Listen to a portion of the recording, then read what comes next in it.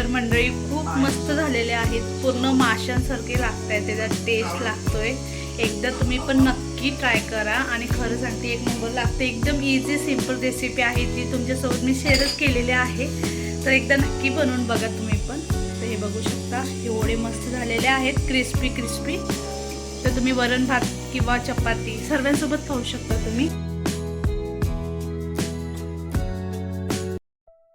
Hello, हाय, नमस्कार, कशा आहात सर्वजण? माहिती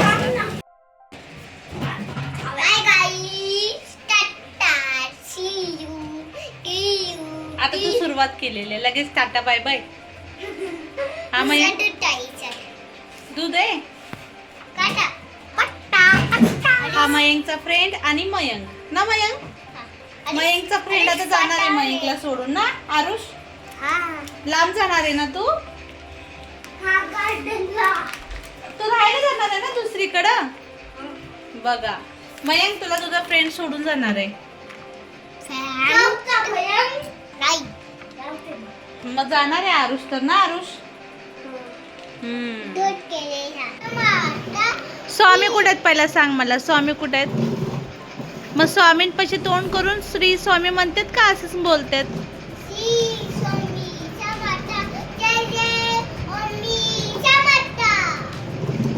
ते गाणं बोलून दाखव. जिंकण्याचा मोह नाही, हारण्याचे भय नाही, स्वामी शक्ती ज्यांच्या पाशी, वेदनेच्या सुटती गाठी, सोबतीला नाही कोणी, सोबतीला माझे स्वामी, उन्हामध्ये सावली स्वामी. चला आता नाव घे पुन्हा एकदा स्वामींचं. कसं घेत असतो तू?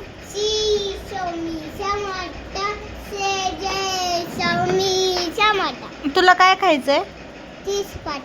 काय?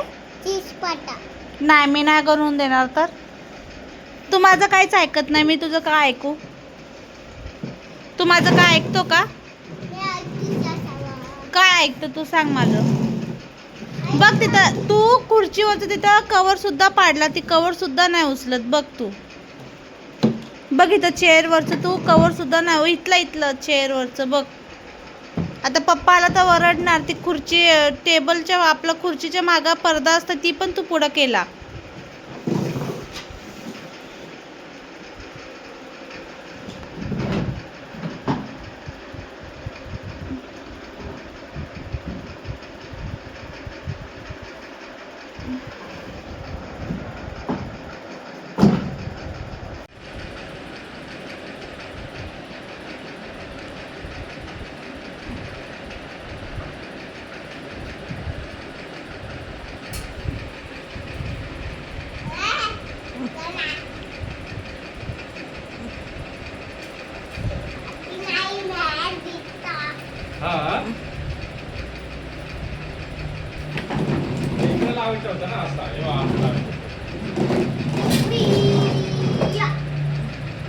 कसं लावलंय?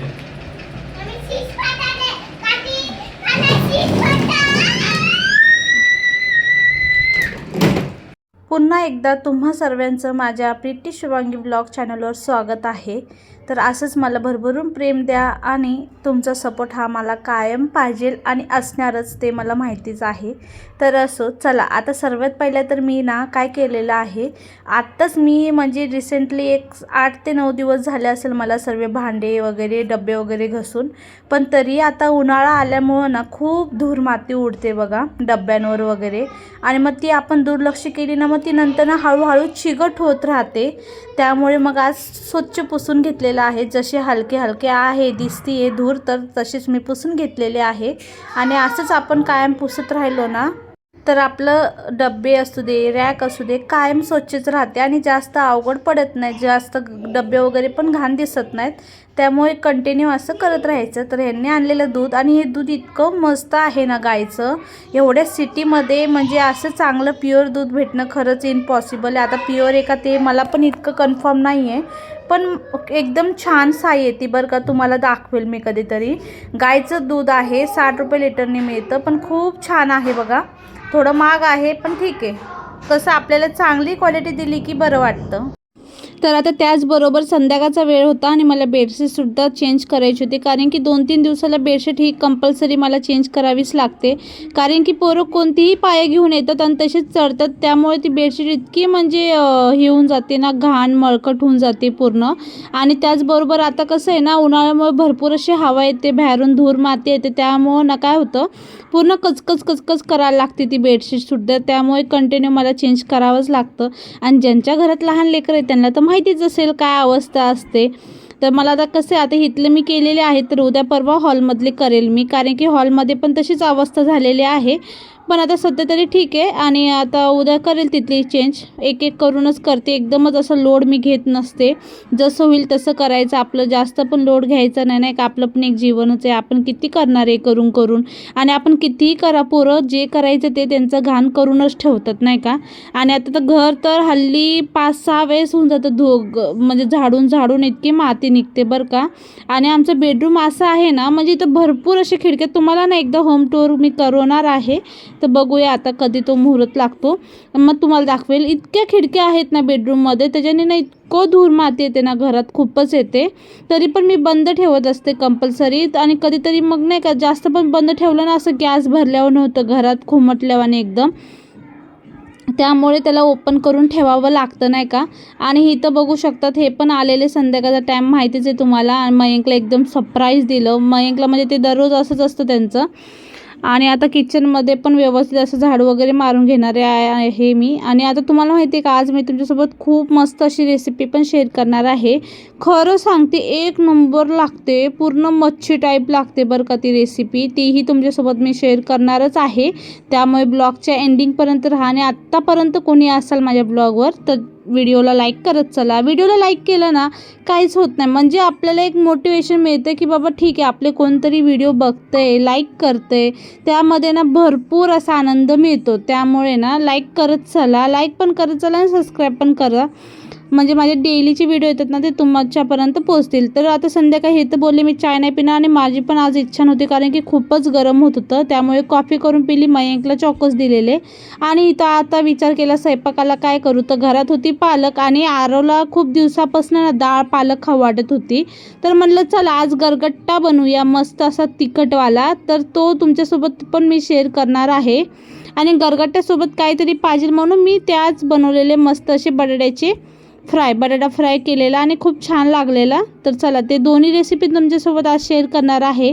आणि संध्याकाळी जरा हेल्दी असंच बनवलं की बरं असतं. आणि संध्याकाळी कसं सर्व एकत्र येतात ना, तर सर्व स्वयंपाक हा मला पूर्णपणे करावा लागतो. ज्यावेळेस ह्यांची सेकंड शिफ्ट असते ना, त्यावेळेस मला जास्त टेन्शन नसतं. पण ज्यावेळेस ह्यांची फर्स्ट शिफ्ट असते ना, त्यावेळेस मला खूप लोड असतो. म्हणजे नाही का, सकाळी पण बनवा, परत संध्याकाळी पण बनवा.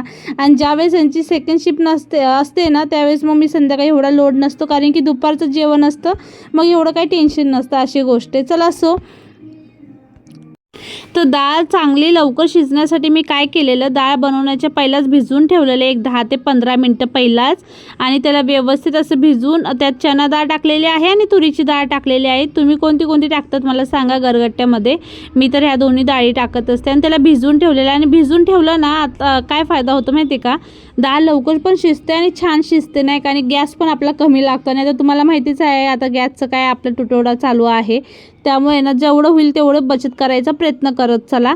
आणि मी पण करतेच. तर चला आता पालक स्वच्छ असं 2-3 पाण्याने मी वॉश करून घेतलेले आहेत, कारण की पालकमध्ये ना भरपूर अशी माती वगैरे चिपकलेली असते बरं का. त्यामुळे ज्यावेळेस आपण बनवायचं आहे ना, त्याचे एक 10 ते 15 मिनटं पहिलंच आपण पालक भिजवून ठेवायची पाण्यामध्ये, म्हणजे जी पण माती वगैरे असते ना ती सर्व तळाला येऊन चिपकून राहते. त्यामुळे तसं करायचं. मी पण सेम तशीच करत असते. तर आता झालेलं आहे. किचनवरटा मी स्वच्छ क्लीन करून मग चिरलेले आहे. तुम्हाला उगं वाटायला नको काय की किचनवर केलं आहे, पण नाही, मला आता ती सवय झालेली आहे. त्यामुळे चॉपर आहे पण मला त्याच्यावर करू वाटत नाही. किचन कट्ट्यावरच माझ्या सर्व गोष्टी असतात, चपात्यांपासून तर सर्व गोष्टी, कारण की आपलं कंटिन्यू माझं चालूच असतं आणि स्वच्छ असतं किचन कट्टा, काय घाण नसतो नाही का आपला. आणि आता बघू शकता झालेलं आहे माझं. आता मी पाणी टाकलेलं आहे, जास्त पण पाणी टाकायचं नाही आपल्याला पालक शिजवताना, नाही तर पूर्ण उतू जात असतं बघा. त्यामुळे ना नॉर्मलीच ठेवायचं, जेवढं आपली पालक आहे ना त्याच लेवलपेक्षा थोडं कमी ठेवायचं, कारण की पालकला सुद्धा नंतर ना पाणी सुटत असतं बघा. त्यामुळे थोडंसंच पाणी ठेवा, जास्त ठेवू नका भरून. पालकच्या वरी तर अजिबात ठेवू नका, नाही तर इतकं उतू जाईल ना, खूपच उतू जात असतं. पहिलं मला ह्या गोष्टी काही माहीत नव्हत्या, पण आता हळूहळू असं म्हणजे नाही का, माणूस ज्यावेळेस त्या गोष्टीमध्ये बसतो करतो सर्व, त्यावेळेस आपल्याला सर्व गोष्टीचा जास्त अनुभव येतो बघा. तर सेम तसंच आहे माझ्यासोबत पण. आणि मी त्यात हळद पण टाकलेली आहे. तर हळद, टोमॅटो टाकलेला आहे एक चिरून. कोण कोण शेंगदाणे पण टाकतात कच्चे, मी पण टाकते, पण आता ह्यावेळेस थांबवलं. आणि इथं त्याबरोबर स्वामींची गाणे ऐकत ऐकत मी मस्त असं स्वयंपाक करत होती बघा. कधी कधी ना इतका कंटाळा येतो ना, आणि मनाला खूप असं उदासपणा वाटतो ना, त्यावेळेस मला फक्त आणि फक्त माझे स्वामी म्हणजे स्वामी माझे कायम माझ्यासोबतच असतात. पण नाही का, असं स्वामींची गाणं ऐकलं ना जरा जास्त उत्साह येतो कामात, आणि आपलं जे पण काही टेन्शन असतं ना ते सुद्धा निघून जातं. खरं सांगते तुम्हाला, इतकं छान वाटतं, इतकं फ्रेश वाटतं ना स्वामींची गाणी ऐकली की. खरं सांगते खूप मस्त. तुम्ही पण तसं करत चला. आणि आता इथं बघू शकता मी ना एक मोठा बटाटा घेतलेला, आणि त्याचे छान असे मी काप करून घेतलेले आहेत चाकूनीच. आणि बारीक मस्त पतले पतले करून घ्यायचे आहेत आपल्याला, म्हणजे बारीक सॉरी. आणि त्यात आपले जे पण बेसिक मसाले आहेत ना, मी त्यात आपला गरम मसाला थोडा टाकलेला आहे, धना पावडर, लाल चटणी पावडर आणि हळदी पावडर हे सर्व टाकलेलं आहे. आणि मी असं कुटून ठेवलेलं आहे अद्रक, लसूण, मिरची ह्याचं वाटण करून ठेवलेलं आहे, ते मी 1 चम्मचभर टाकलेलं आहे. त्यानंतर आता आपल्याला टाकायचं आहे त्यात बेसन. तर बेसन मी 2 ते 3 चम्मचच टाकलेलं आहे, जास्त काय आपल्याला बेसन टाकायचं नाही आहे. त्यानंतर मीठ टाकलेलं आहे चवीनुसार. आणि आता त्यात आपल्याला टाकायचं आहे तेल. तर तेलसुद्धा आपल्याला थोडंसंच टाकायचं आहे, 2-3 चम्मच इतकं तेल टाकायचं आहे, कारण की त्याला चांगलं बाइंडिंग होण्यासाठी. तुम्ही ना त्यात पाणी वगैरे टाकू नका, कारण की आपलं बटाटे कसे आपण काही सुकवून नाही, लगेच आपण धुवून घेतो ना, तर पाणी त्यात थोडंफार असतंच. त्यामुळे ना पाणी वगैरे जास्त लावू नका, जेवढं हलकं होईल तेवढंच लावा. आणि बस त्याला चांगली व्यवस्थित अशी फक्त कोटिंग होणं खूप गरजेचं आहे. आणि ते झाल्यानंतर ना घरात कोथिंबीर पण होती, मग म्हटलं चला आता कोथिंबीर पण टाकूया, कारण की कोथिंबीर टाकली ना खरं खूप टेस्ट वेगळाच येतो आणि खूप छान लागतं बरं का. आणि कोथिंबीर भरपूर आहे, मस्त फ्रेश कोथिंबीर असली ना आणि टाकली ना, खरंच खूप छान लागतो बरं का. तर आता बघू शकता मी कोथिंबीरसुद्धा बारीक चिरून टाकलेली आहे, आणि ते सर्व आता व्यवस्थित मिक्स केलेलं आहे. तर आता मी गरगट्ट्यासाठी पण लसूण वगैरे सर्व निवडून ठेवलेलं आहे. आणि बघू शकता तुम्ही कुकरमधून बिलकुल पण माझं बाहेर पाणी बिलकुल आलेलं नाही आहे. तर तुम्ही पण तसं करत चला. आणि गरगट्यासाठी मी केलेलं आहे आपलं काय म्हणतात त्याला, मिरची, कोथिंबीर आणि लसूण ह्याचं वाटण करून घेतलेलं आहे गरगट्ट्यासाठी. आणि एका साईडला आता मी हे फ्राय पण करायला ठेवलेलं आहे. तर आपल्याला एका साईडला रवा घ्यायचा, रव्यामध्ये थोडं लाल चटणी पावडर आणि मीठ टाकून ना मिक्स करायचं आहे. आणि त्यात आता आपल्याला डीप करून घ्यायचे आहेत आपले काप. तर बघू शकता मी कशी करत आहे, सेम तसंच तुम्हालाही करून घ्यायचे आहेत काप. आणि डीप करून व्यवस्थित फ्राय करायचे आहेत. एकदम छान अशी कोटिंग होते बरं का. निचट म्हणजे वरचं रवा वगैरे अजिबात सुटत नाहीत, काय नाही, एकदम खायलासुद्धा टेस्टी लागतं. जे व्हेजिटेरियन आहेत ना त्यांच्यासाठी बेस्ट ऑप्शन आहे, एकदम असं मच्छीसारखी. आणि वाससुद्धा खूप घरात छान येत होता हे केलं की, खरंच मस्त लागत होतं. मी पण म्हणजे 2-3 तर बनवलेलं होतं, ह्यावेळेस जरा जास्त टेस्टी झालं, कारण की ह्यावेळेस मी जरा अद्रक लसणाची पण पेस्ट टाकली, त्यामुळे मला वाटतं जरा अजून जरा टेस्ट ना हे आलं, खूप मस्त आला टेस्ट. आता गरगट्याला मी फोडणी देत आहे. तर गरगट्यामध्ये फक्त मी जिऱ्याची फोडणी देते, जिरं आणि आपलं जे वाटण केलेलं आहे ना, मिरची, लसूण आणि अद्रक, हे अद्रक नाही सॉरी कोथिंबीर. तर हे सर्व टाकून ना मिक्स करून घ्यायचं आहे, फ्राय करून घ्यायचं आहे तेलामध्ये. आणि एका साईडला माझं कापसुद्धा मस्त असे मी फ्राय करून घेत आहे. तर बघू शकता तुम्ही. तर चला आता हे आता गरगट्टा पण मी खूप छान लागतो बरं का, शेंगाचं कूट टाकून बनवत असते मी. सर्वांची पद्धत ही वेगवेगळी असू शकते, तर माझी तर सेम अशीच आहे. मी जास्त काय घोटलं नाही ह्यावेळेस, नाही तर मी छान असं घोटत असते. तर मी जास्त घोटलं नाही, असं सिंपल पद्धतीनेच ठेवलेलं आहे.